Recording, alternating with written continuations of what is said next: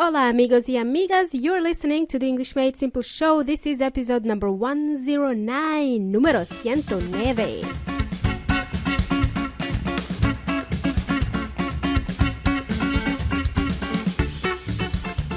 Hello, what's up amigos? How's it hanging? Hope everyone is fine and dandy. Welcome amigos, you're listening to the short and sweet episode of the English Made Simple show. This is your host, Milena from EnglishMadeSimple.net. Meñique is not here. It's just Milena today. All right, amigos. And today we are going to learn more English expressions. How exciting! Exciting stuff. Yes, more English expressions that you would typically hear spoken around offices or during business meetings. Or maybe your colleagues might use them as well. And I hope the expressions we learned in episode 107 were useful to you, and I hope you learned something new there. And now it's time we learn something new, okay? Woohoo! Bear in mind, these expressions can be used in any situation, not just in business, but they are often used in businesses. So the expressions we're going to learn today, you can use in any situation. Are you ready to start, amigos? Awesome! And if you're not ready to start, I don't really care. So listen carefully. I want to begin with a simple expression, the one I use often, okay? Let's start off with an example. When it comes to learning English, I encourage you to think outside the box. To think outside the box. To think freely and beyond the traditional way of thinking. Come up with imaginative ideas, develop creative and unusual ideas. That's what it means to think outside the box. It's a figure of speech, the box. Normally used when brainstorming ideas in a meeting, trying to find different solutions to a problem, for example. I said something new here, brainstorm. Brainstorm is one word. This one is good to know as well. The best way to describe this in Spanish is planificar, cranear, tirar ideas. Brainstorm is like, let's dump all the ideas we have in our heads. Every possible idea you can think of, let's put that on the paper, let's write them down, and then make a decision. You can brainstorm as a group or by yourself.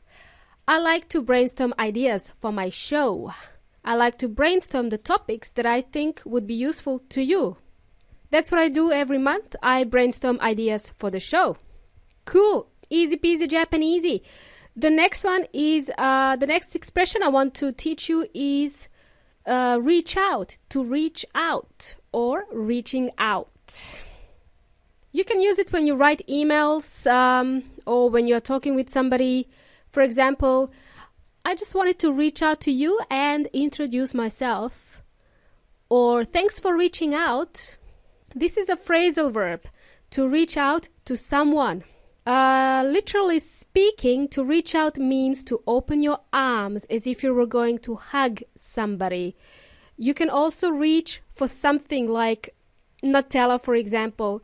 You can extend your arm far enough to touch Nutella on the top shelf. You can reach, to reach out. That's a literal meaning.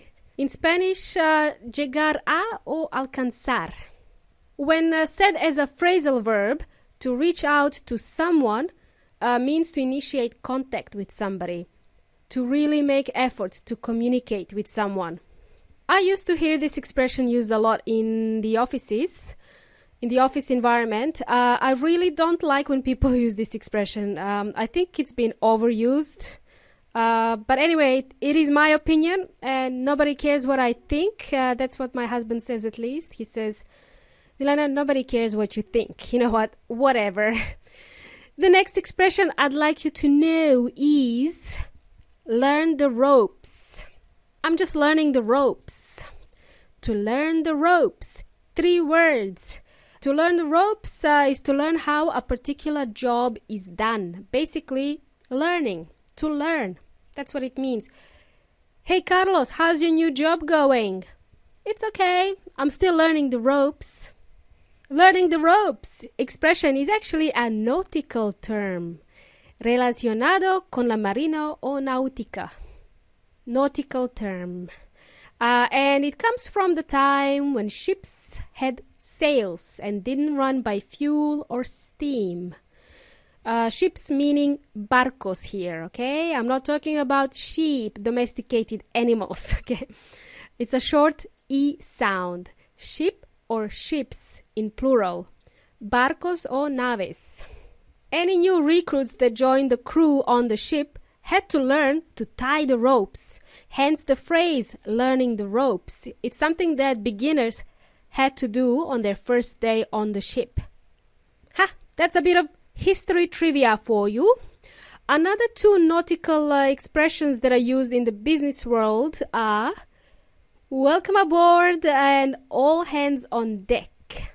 Welcome aboard or welcome aboard just means welcome. All hands on deck. All hands on deck. This is said when everyone in the team is needed to help with a project or a situation at hand. For example, it was all hands on deck to get the project completed in time. All hands on deck. Okie dokie, before you start learning the ropes at a company, you must first get your foot in the door. Your next expression here, amigos. Get your foot in the door. Let me explain with an example. I can tell my friend, hey, Anna, I got a job in marketing as a marketing coordinator. It doesn't pay much, but at least I got my foot in the door. Meaning an initial step towards an opportunity or towards a goal.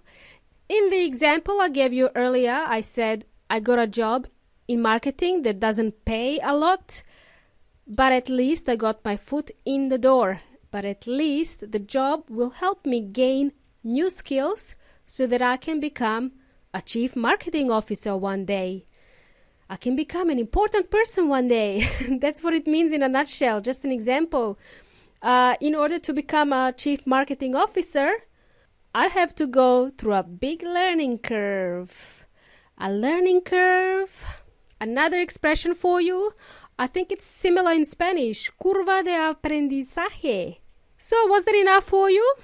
Is your head spinning from too much information today? I hope it is. Thank you for joining me in today's short and sweet episode. Thank you for listening. More expressions coming next week. Get ready to learn. You've been jamming with me, Lena Chilena. Until next time, amigos. Hasta la próxima.